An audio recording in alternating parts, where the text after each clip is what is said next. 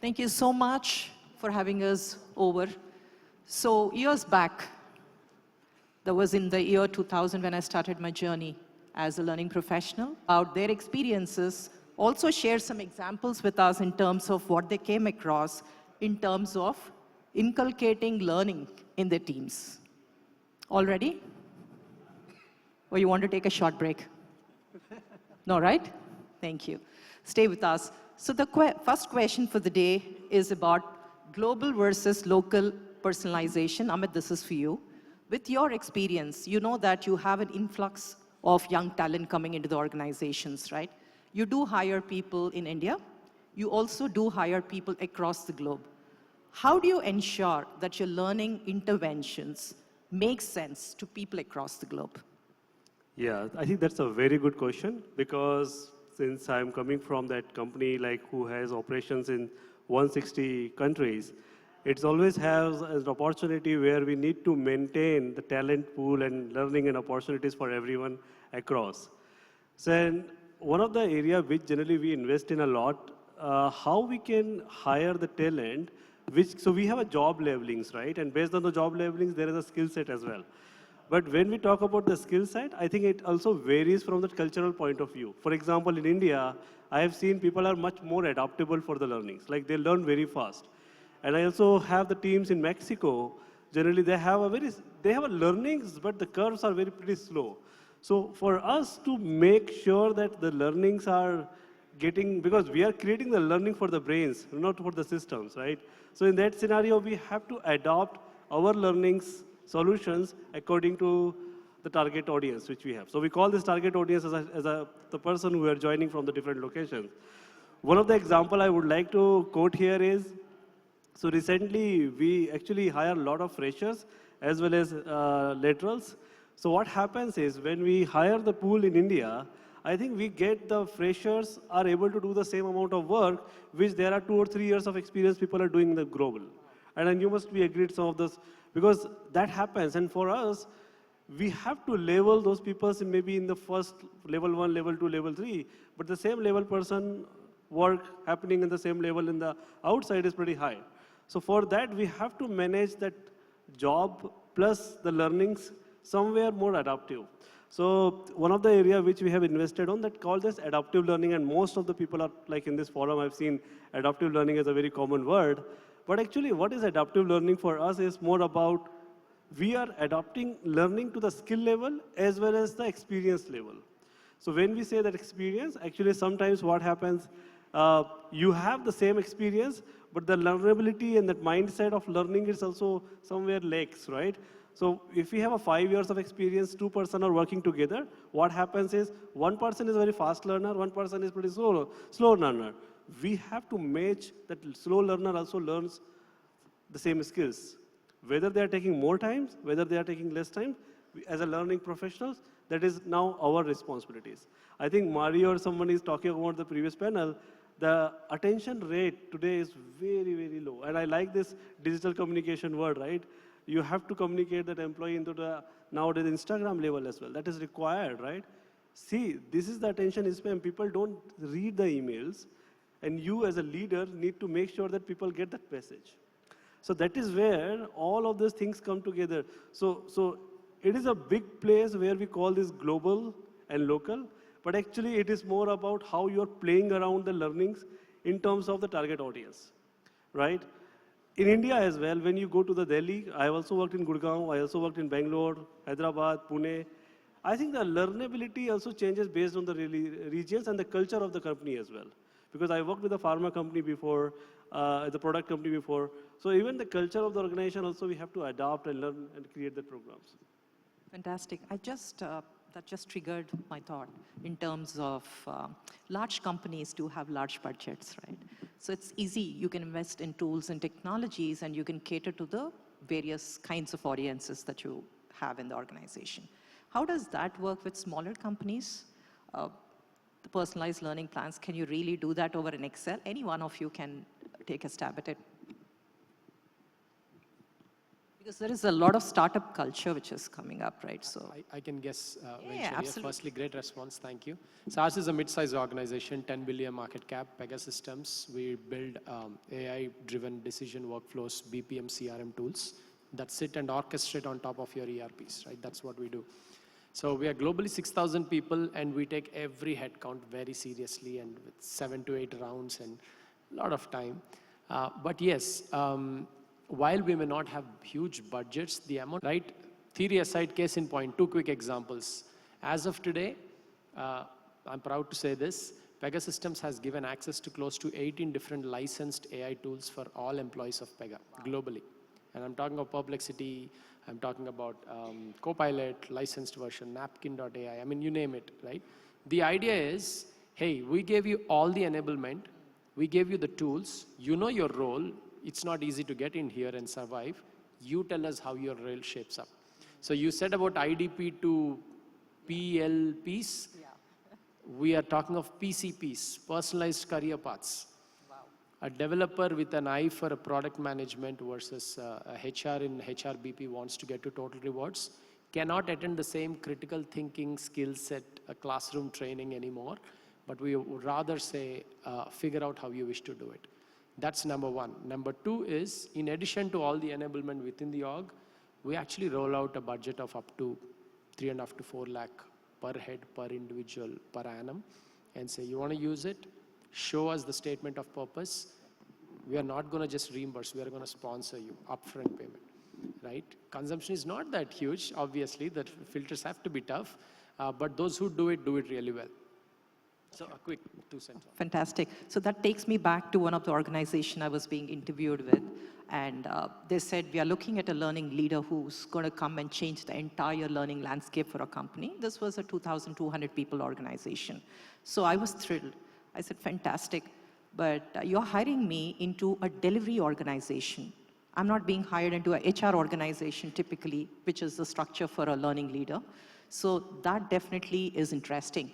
But can you show me if you do have numbers or a separate learning budget? And trust me, they did have a learning budget which was separate. So those are the organizations I believe are going to co-partner or partner with us in ensuring that we build that learning ecosystem. They need to really take learning serious. All right, the next question is for you, Arun. Arun, you are in an industry. You're in an industry with a lot of creative talent coming in, right? Youngsters who join your organization really need to learn in an environment which is changing every single day, right? Creative thinking is something that you need to make it as part of the overall learning plan. So what is that you have done or you have done in the past that had influenced your learning plan for the organizations that you worked with?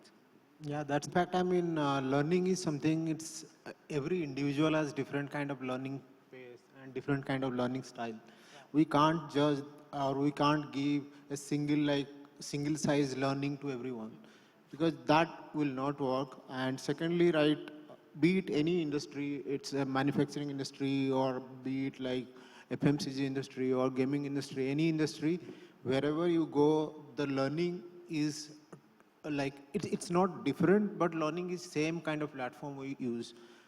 But in fact, I mean, I can give you a use case. So when we, I mean, last year we had like few freshers. So when we think of like giving, okay, we'll give the kind of theory, like kind of, we'll give you a book, they will read and come back and say, okay, you are done, you can start processing. So that process is outdated. I mean, that is traditional process. When we start our career, earlier our organization used to give us a book, you read this, come back and do your process. But now that will not work. So what we did for that, we will create a kind of like smaller project for them. So we give them the project. We say like, okay, instead of reading the book, you do this project, whether by reading or watching video, you can complete this project and come back and say, how do you feel? So we didn't tell them that it is your learning. We tell them that this is your project. You have to work on. They said, we don't know how to do. We have the video for you. We have the document for you, but you have to complete this project. And fortunately, unfortunately, they were so happy and they completed that project very easily, and they come back and say like, this is what we want. And I would challenge the industry and educational institute that we are giving the education, but there are like, I was reading some article day before yesterday, like almost like 57% skill gap is there. Why? Because we are always focusing on the study and we are focusing on the theory, but we are not doing it practically. So practical knowledge is much more important than the theory knowledge. So this is what the take, I mean, from my side. Sure, but interesting set of people that you work with on a daily basis. Coming to you, Srikanth, my good friend, you work for an organization, right? EPAM is known for hiring youngsters from the market, dime a dozen, right? Every single day you'll see a huge batch of people joining your organization. Now, what is very important, according to me, is that early career development, right? So how do you ensure that, you know, these learning interventions are tailored based on their strengths, their abilities, and each person is different, right? I have 2 kids at home, and both of them are poles apart. To even get them to, you know, go out for dinner is very hard for me. One wants Asian, one wants probably, you know, I don't know what they come up with. Suddenly they come up with something new. So how do you ensure that all of them get good learning interventions, but also helps them develop as an individual? Right. Yes, I represent EPAM again for everyone's knowledge. We have been hiring tremendously from past couple of years. Every year it is like 20%, 30%, then now it is like 50%. And if we have to grow our businesses or probably seniority index, the only way that to look out is to hire our young professionals, so to gain certain margins. So I'll tell you a small story, probably a little lengthy one. This definitely resonates to our childhood stories between the rabbit and the tortoise, right? Most of us know that, you know, the race went for a long time. At times, you know, final winner is the tortoise, right? Now, the organizer this time, because we are looking into the Gen Z people right now who are the digital natives, let's look at from their lenses, right? Now, the organizer thought, you know, before even going for a race, let's do it little different. Let's identify the strengths and challenges of both tortoise and rabbit. Now he went to the the rabbit, and rabbit says, I'm fast as known, right? But it lacks focus, right? And not consistent. Now in the same way, when I go to the tortoise says that I'm very slow, right? I do not have clear objectives, right? So that is where now the organizer designs a customized path for them, right? For the tortoise, he designs a path which has the clear goals, the markers around, okay, this is something there you need to go here and there. And then again, because it takes too long, like I think Mario said, the appreciation is very important in the long run. So as a token of appreciation, as soon as the milestone is met, you know, there is an appreciation that comes in. Now the second one, the rabbit, it's a fast. So the strength of us is to be not in structured way of moving it around. So that's how you design. It started pretty well. Both of them are enjoying the race, right? Eventually they finish the race, right? It's not because rabbit is faster or tortoise is slow, right? It's more in terms of their strengths which are aligned. You know, the learning path is aligned, and they are also enjoying the run or the pace that they are going. So this gives me a resonance which we have designed a learning solution last year.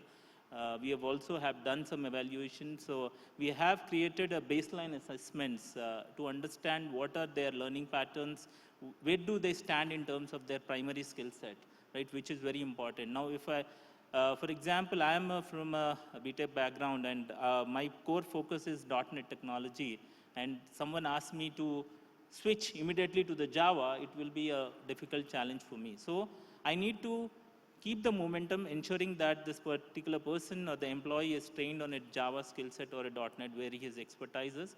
So create a learning path and also you have to also build an ecosystem where there is a continuous support, because right now we are into a generation where people are more fascinated about Instagram rather than Facebook. They need the quick solutions.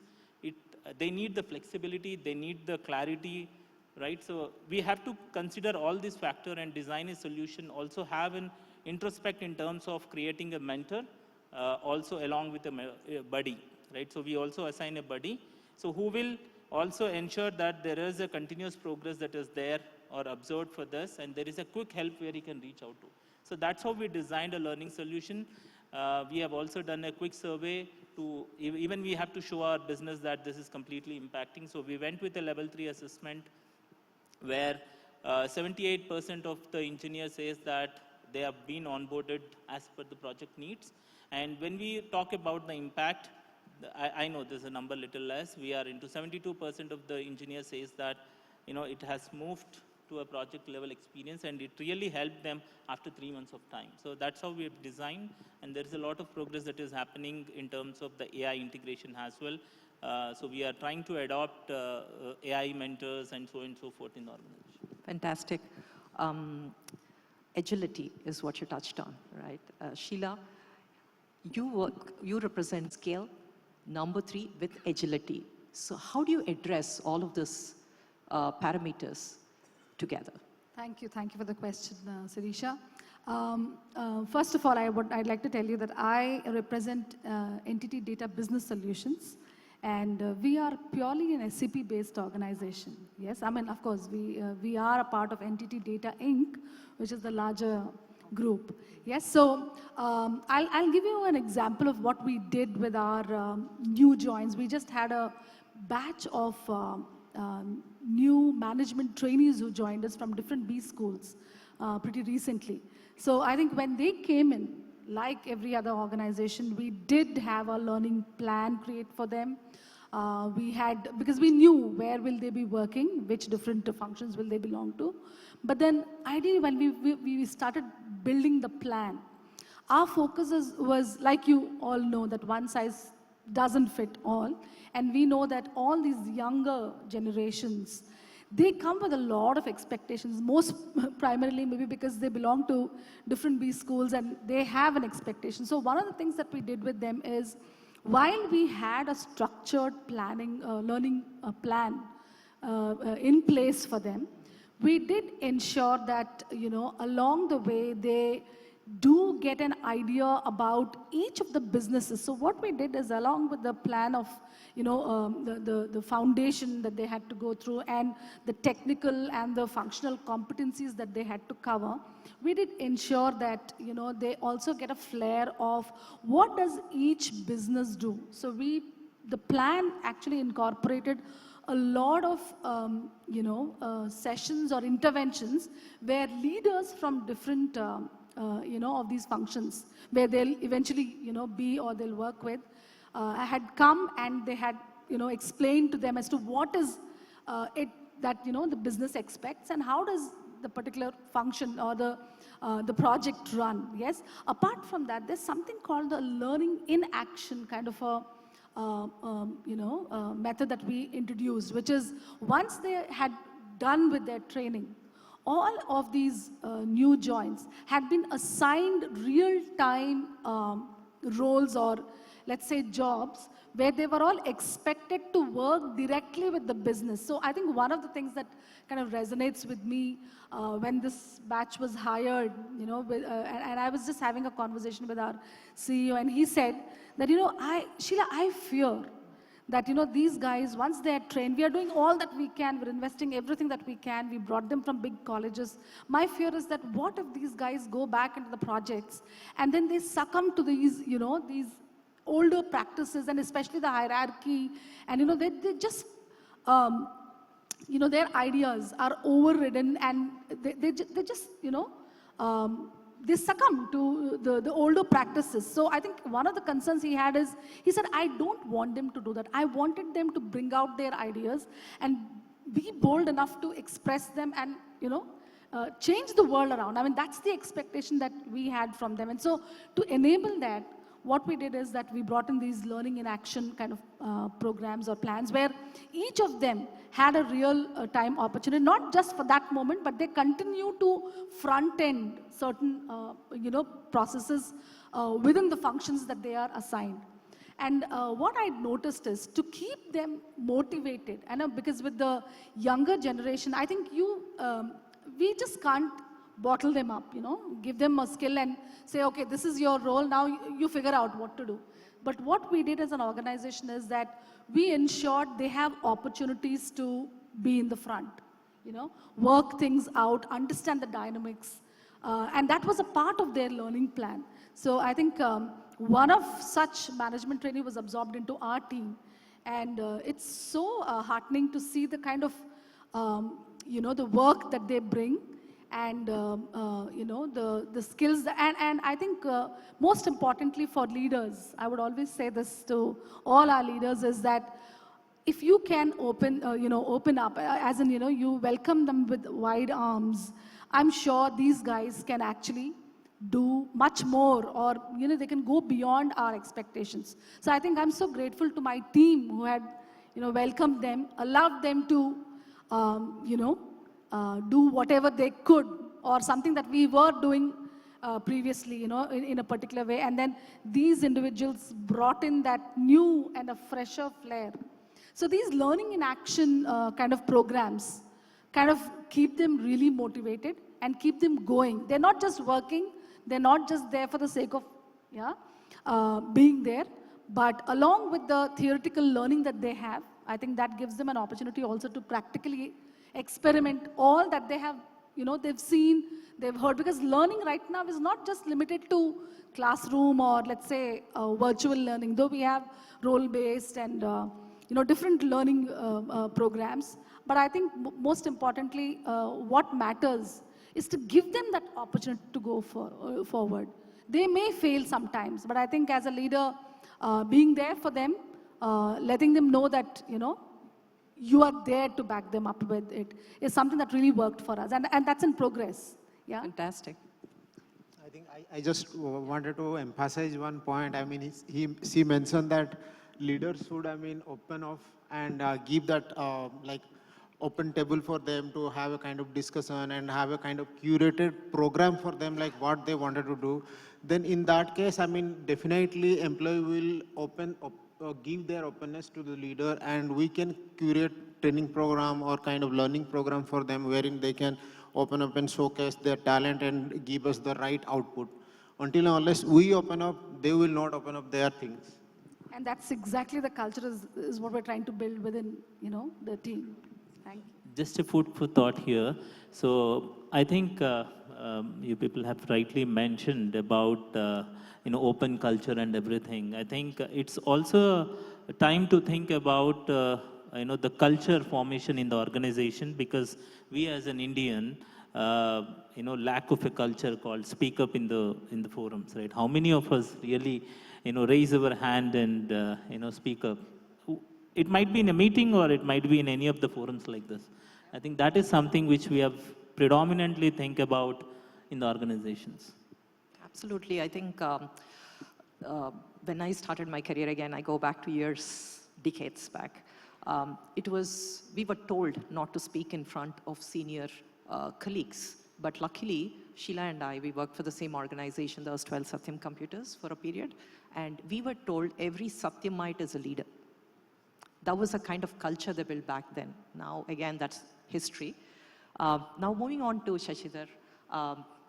So Pega is a product innovation organization, right? You do have a lot of youngsters coming in. You need to work on their innovativeness, plus you also need to work on increasing their problem-solving capability. So when you work on your learning interventions, how do you ensure that you combine tech, because it's a tech environment end of the day, right? And also bring in the problem-solving ability and make them future-ready. Superb. So tech has been a great leveler, right? Whether you're here or in Harvard University, you have access to some of the great tools, great universities, digital courses, learning. Then what is it that internal L&D really offers? That's the question we started 2023 with 2 years ago. right? And then we went to the drawing board, brought in our design thinking specialist, and relooked at how we are actually offering services to business, right? And it's not just a Pega. Some of the courses that we build and consumed by are not just Pega internal, whatever 6,000 headcount. Pega has a partner organization ecosystem of close to 40x of our headcount, right? So let me break that down by technical and non-technical, right? Technical, which is more widely consumed, and non-technical, which is more internal to Pega consumed, has a different approach. So Pega certifications, which range anywhere between from entry-level CSA architecture to some of the advanced ones, are consumed by people across the globe who are interested in Pega tech, adopt, and then work at various organizations, client and partners, right? So our Pega AI Academy, or Pega Academy itself, has been something that's been continuously under revision. End of 2023, we took a mighty leap. What happened is we brought in what's called as Pega AI Socrates, right? So every individual will no longer just log into a course, do a 6 months like an SHRM, like give a certificate course and get qualified. We replaced seat hours and content consumption with actual problem solving through the course. Your course itself is a project, right? And you solve it and you get there. And it's not just one. We call it missions in Pega Academy language, nothing but journeys in one way. So we currently have a subscription of 4 lakh people who consume Pega Academy courses. So since you spoke tech and what kind of innovative solutions, the Socratic way of learning really engages them in a multimodal way. You teach a concept, you question, you push reflection, you throw a problem, you challenge their thinking. So the same concept, if all of us were to learn, our journey and our interaction with Socrates would be different. The idea is you reach a common level of basic mastery, if not grand mastery, right? That approach is done through technology, through AI, and brought into learning in a manner that you actually gain skills rapidly, and you come out of the course and you actually start using it in your role, right? The old thing of I learned it, now I use it, is it possible, not possible? Some of those are out when it comes to the technical skills. And I'm talking about anywhere between architect to product manager to business consultants to a range of them, right? 2023 to 2024, there's been a 27% uptick in the consumption of Pega AI and the academy courses, 27%. Now that has been the highest in the last 20 years for us. Not because suddenly Pega is selling more, but it's because people are learning more, right? That's how we saw it. Attesting to the fact that it's working out. Someone said Instagram kind of learning, right? I mean, I so resonate with it because that's one of the feedback points that came. If Instagram, ICICI, FASTag is all real time, why is my learning a 6 months waiting, right? Now I'll pivot to the L&D, which is on the non-technical skills. Right? We do have managers, manager of managers, leaders, and leader of leaders, right? Obviously, there is a level of personalization, also a level of maturity in the way we focus on the learning for them. Now, the big point here happens to be, we moved away from class hours or pushing the content to actually using inspiration from an ancient Indian shloka, if you know, which says 25% of a skill is your learning in the classroom or with a teacher. 25% is when you teach back. 25% is through your reflection and personal assessment and thought. And the last 25 is through the actual experience on the job, right? We actually took inspiration from it and we created several programs which actually brought in ICF certified coaches. I'm one myself and I could see how beautifully they were delivering it. So they brought in PCC coaches, have pods of leaders created, share experiences, push them to reflect, empower them, and then step back to see how things happen, how behavior change happens, etc. This is all in addition to the regular things like your Coursera's and the standard learning metrics programs, etc. So when it comes to behavior and non-technical, the human connection and subject matter experts pushing people to reflection and teach back worked. When it came to technical, there is a huge wave of Gen AI that helped us. Your question. Now, I just want to reverse the question that I asked earlier. I know it works for a small organization like yours and mine, but when it comes to large organization, working on pods, working on individual coaching models. How do they happen? I know that, you do have an AI, coach available. Is that what it is? Yeah, I think this is because in PepsiCo, we have like 3 lakh employees globally, including blue collars and white collars. See, approachability always goes beyond when we use technology. And we are living in the world where AI is very easily available, but at the same time, AI is also distracting. Like people are using AI, so we have to manage that, leveraging the technologies. So we use, of course, LMS and LXPs, same time, to manage that level of interactions where we can expand that, so we have a huge, multiple academies, multiple organizations. So generally we operate at the COE level. So we have a COEs for his respective programs for the leaderships. We have a COEs for technical onboardings, technical programs. CO is the center of excellence teams and center of enablement team, generally we have it. So what that does it, they actually have their own set of program per se. But yes, in terms of technology, so we do use most of the trainings in virtual instructor-led ways. Like it is a live, but not like in persons because of geographic locations. But again, if you are doing that level, because that is also somewhere people prefer to do the training from home versus come to in person. That is also a different choice. But we also do have some of the leadership program where we have in-persons, generally we go off-sites and those kind of things. But yes, in terms of that coaching, I think, like he mentioned very right word, sometimes, we have to go with that old school mindset where we are actually enabling our employees. So some of the experience which I have, my previous organization where I was working with Expedia as a head of learning development, actually we were doing a lot of interventions of hybrid learning journeys. So what does it look like? It was completely online, but you have access of Udemy, Coursera, unlimited resources, but it's more curated for the personalities, persona-based learning. So for example, the target was if mobile engineer is shifting to the website developer or some kind of software developer, there has to 4-month target, and that is more tangible. You have to shift from mobile and developer, but you also have a responsibility of taking some kind of IJPs, internal job postings. They need to apply and they need to. So it was a completely program which includes AI, of course, which was more curated lively. So for example, again, it goes back to the first statement of it was more about set of engineers liking working online versus set of engineers coming to the office. So we have created those level of customization as well to make sure that people are learned, because the opportunities has to provide from the learning team such a way that what they really want nowadays versus, so it's more about push versus pull model, right? Pull model still works very well because of so much of motivations are there. People are learning for their own interest versus organization has been asking for that. So Amit, I'll come back to that question, but we do have a very interesting question for our friend Vikram. You work with enterprise data. This is a AI-driven solutions company, right? So, and you're heading people and culture there.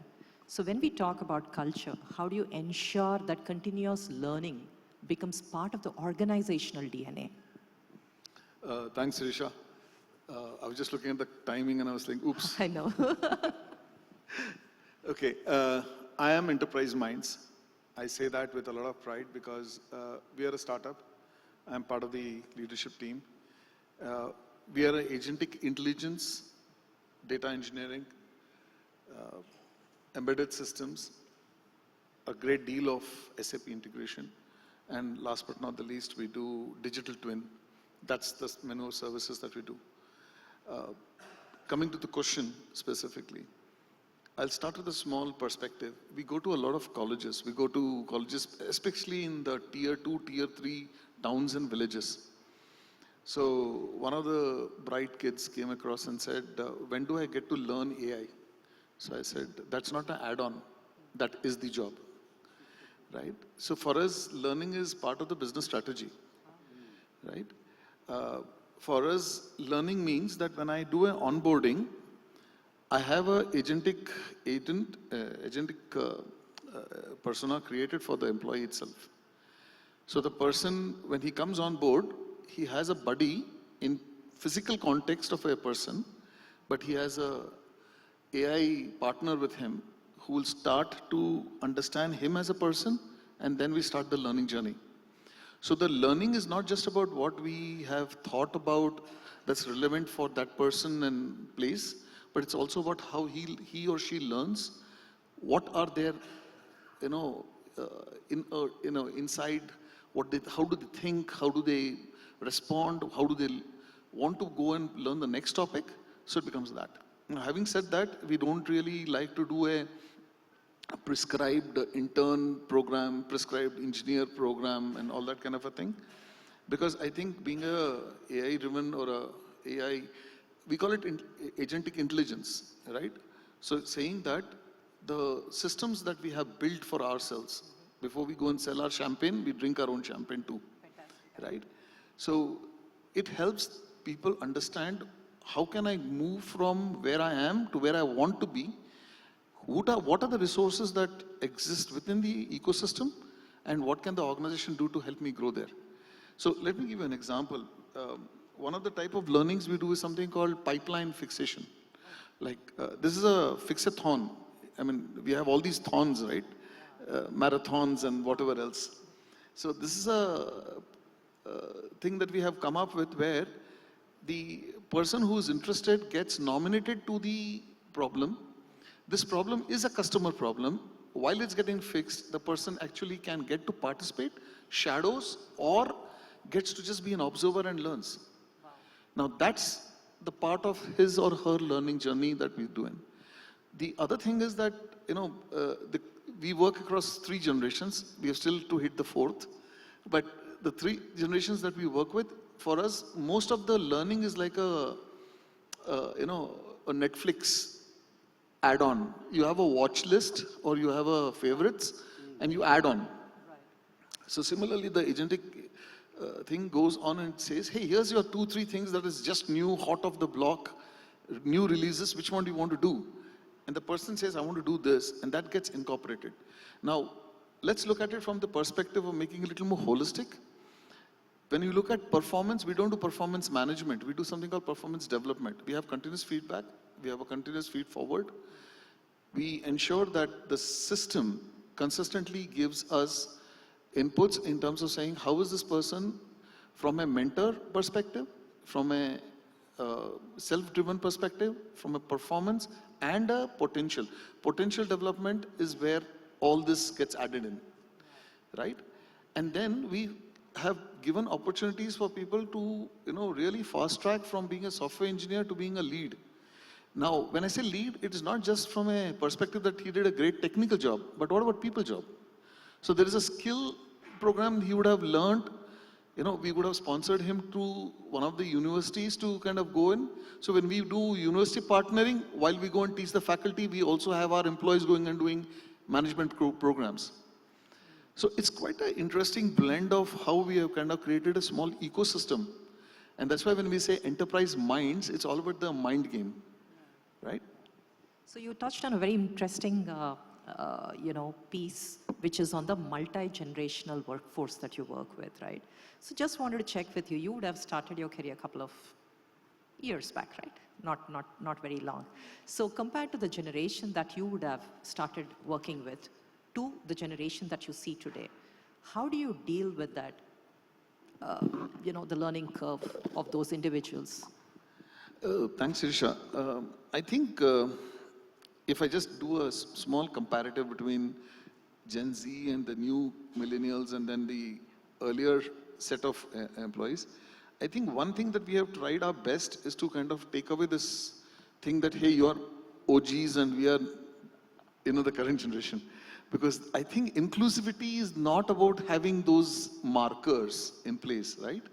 So we said, okay, what's our learning patterns or how do we want to work together? And then we said, okay, let's get those addressed. So the thing that we see definitely is that the current generation does not want to go through a manual and stuff. I'll give you an example. My data engineering team, we had a training session and there was a very interesting, very humorously put together training manual. They just put that aside. We said, don't want to go through this. They went through their own perspective of trying to go in through that. And you'll be surprised that the same team that had done it went ahead and implemented a solution from that learning without going through any instructor-led trainings or any conventional perspective. And still we got a 24% time saving, which in turn meant that much more revenue for us. So in short, I think we're trying to give the opportunity of learning and training like a cape to make people become superheroes rather than giving them prescribed routes and say, this is your role, this is what we do, otherwise we won't learn.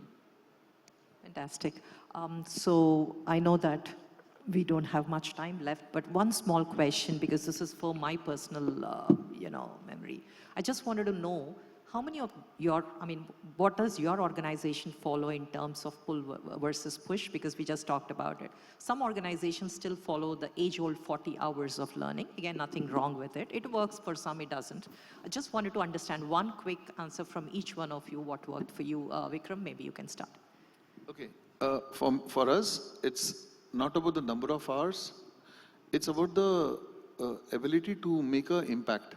Fantastic. So when a person signs up to something, he says, I'm learning this to make this impact. If that impact is reached, we ensure that we give a lot of goodies and we really load the person's life up. Fantastic. Right? The small second part of it is that we have also seen that we have been able to create agile teams based on what people have shown interest and got deliveries done. Okay, fantastic. So it's a pull.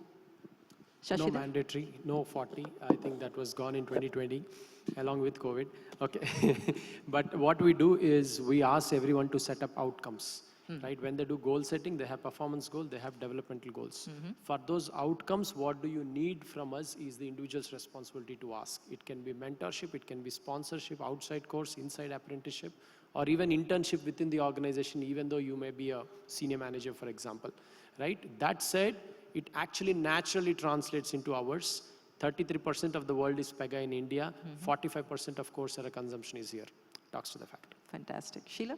Same here. I think when I took over as the lead of L&D in entity, the first thing that I did was to get rid of the 40 hours learning mandate from the policy.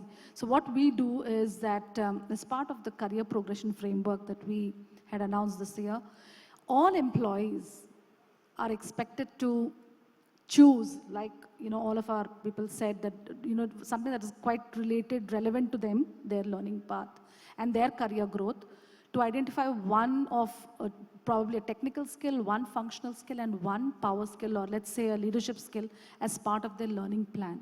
Now, we don't limit them to just that. They can go beyond that. They can go ahead and do that. But yes, we've also, so that's called the career progression framework. We've called it the personalized capability development program. And this involves the managers, and so the employee is expected to set up time with the manager. It's not the other way around. Because again, so they're supposed to set up a time and then have this conversation before they feed it into their developmental objective. Fantastic. So that's something that we've done. Yeah. That's interesting. Srikanth Garu? I have some contradictory statement here. Pull or push, right? I think it should be in a parallel way, because we all agree that 40 hours and everything has gone. Its era is already gone. Push, we already do it in terms of the compliance and everything. We want people to do it. So there are certain mandate things, organizational aspects you have to push, right? Pull is something we all wanted to do it. So we generally, I would say that CCA, curiosity, clarity, and action, right? Based on these three terms, you design your own solutions. The pull culture will definitely come into your plate. So you don't have to do any communications around it and so on and so forth. So you have to be a little creative and think about it. AI is already there. I would still say that we are not that far that a person coming on and applying for a job saying that, I'm the person, I'm experienced with so and so. I have created my own 7 agents with me. Now, so that's how it can be in the future. So, Sure. Amit? Yeah, sure. Like compliance, yes, of course, push model, because compliance is the very big thing. We have to push. Mostly for other trainings, yes, like free form learning. We call this more personalized learning, hyper-personalized learning. It is more about like we are creating the culture of you need to take ownership of your own learning. Like, of course, manager and team and leadership are there, but nobody is responsible for your own development unless you are not responsible for your own. So that kind of messages is happening for everyone. You have to take ownership of your own. And whatever it takes, whether you want something outside of organization, whether you want some post-graduation program or certification program, you have to come back with your. So that kind of cultural shift we are started happening it. So employees should take their own ownership versus we help them. Because even though if as a leader we tell them, oh, you should do this, is again push, right? Somewhere people are doing it because somebody told them. So now we are moving like just reverse and creating that coaching for them. Okay, you take your own call. This is the KRA for you. You have to complete this work. Plus, if you want to go to the next level, choose your journey. You have the option available. You can decide which option you want to go. Fantastic. Arun? I think absolutely I agree on that point, but I just wanted to tell one small story. One day I was working from home actually. One of my guests came with small kid like 4 years. So I was typing something. She came to me and says, uncle, you are cheating. I said, why? No, ABCD are written and you are checking and writing there. And my father and mother is telling you how to write ABCD. I said, I was surprised. I mean, a small kid is telling me that cheating because our parents always tell that, oh, you have to write ABCD without looking at anything. So this is what the kind of learning program we are designing for our organization. How we are designing, like if I speak something, I get that learning, and we are creating AI model, like how that AI model is going to work. So if I choose like 5 training modules that I need to do it, so my AI will work with me and it will read my emotion also, whether when I am doing the training or learning, whether my mood is right to do that training or not. And it will give me a kind of emotional intelligence telling that, Arun, your mood is not there, you should not do this training right now. I mean, Wow. until that level we are thinking and we are creating AI model, and apart from that, I mean, we are going to create a kind of personalized AI training module which can give, like, right now if I go to my manager and ask like I wanted to do this training, my manager will say, Arun, you have so much work, can we park it for next 2 months? But in that module, I mean in AI module, I can go ahead and ask like I want this training, and next day it will get assigned to me. So this is the kind of training module we are thinking right now. Fantastic. So from my experience, again, I'm not saying that it's written somewhere or it's just something that worked with me, is the 70-20-10 model. I might sound like a broken record because I keep saying that time and again. Again, the numbers might change over a period of time, but currently, in the past experiences of mine, how did this model work? 70 being the core skills that an employee needs to have based on their roles. This is a non-negotiable. Organization wants employees to work for the organization, right? So that is the 70% that we are targeting for. Again, 20% is the market trends. Very, very important for every individual to understand what is the latest in the market. And as a learning leader, I need to ensure that people are abreast with the latest and the greatest in the market, especially being, I belong to a technology company. The 10% which is left is something which is aspirational, as simple as a hobby class. It could be photography. It could be something to do with cooking, whatever you want to do. You can pick that, and that 10% can be added onto the list of your skills. So this worked for me. Again, the numbers might change as we progress, but yeah, I would like to conclude with that. One question from the audience in case you have any, and then I would like to hand over the mic. Yes, sir, please.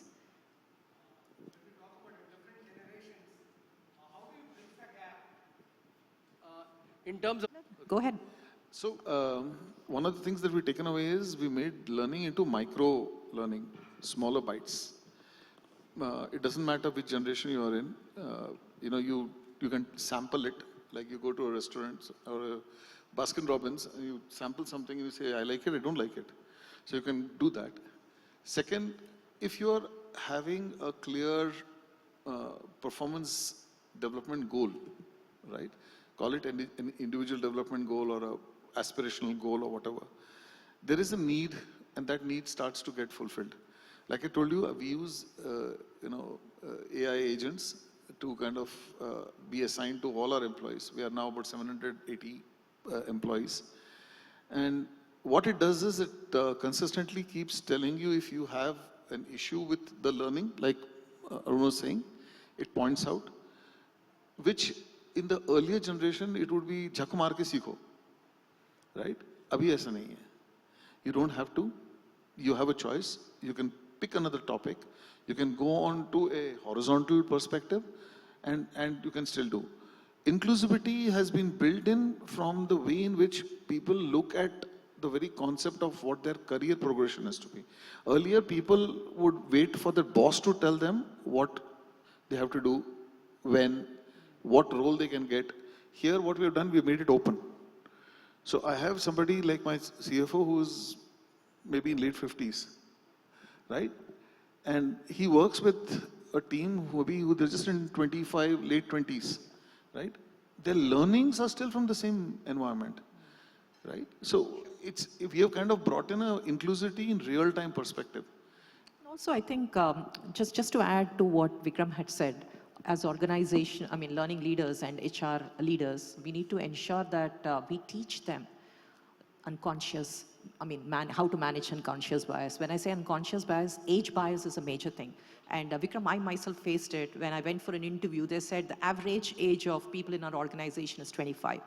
I can't turn the clock back to 25, right? It's not possible. That's a very rude thing to say. If you knew that, you shouldn't have even got me for an interview, right? So these kind of things are still happening, but as an organization, because we have captive audience right in front of us, we need to teach them that each one comes from a different background, and we need to respect the differences and work on it. Again, it's not an easy job, but over a period of time, the HR leaders can work on cultural assimilation and ensure that this is addressed. And like you said, Sirisha, yeah. I think this is more of a broader,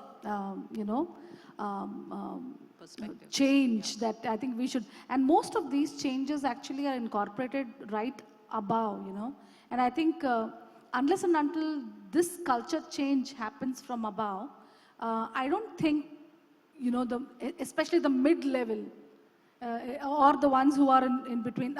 I think the leaders have to really bridge that gap between the fresh generation who's just walked in versus the ones, like I told you, that was the fear of my CEO when he spoke about how will this be handled? Will they be, just restricted to what they have to do? And so that's what I thought should be done. Maybe. Sure. In interest of time, I think we need to conclude, otherwise she's going to just barge in and then send us out. But just to add to that, one thing that we did a little different is that when I curated this managing unconscious bias in the organization, I did this module for the senior leaders in the company. We didn't start with the entry level. We spoke to because I work for a founder-led organization. So they come with some entitlement. Again, nothing wrong. They come with years of experience, right? To bring them down to a table or into a classroom and tell them, hey, you know what? These are the different biases that we see in the organization. I myself went through an example of something. This is something that really helped, and they could see the entire scenario from a different lens. That really helped us. And when we went to the entry level, by then their managers are already understanding what a bias means. So thank you so much for your time, and thank you for having us here.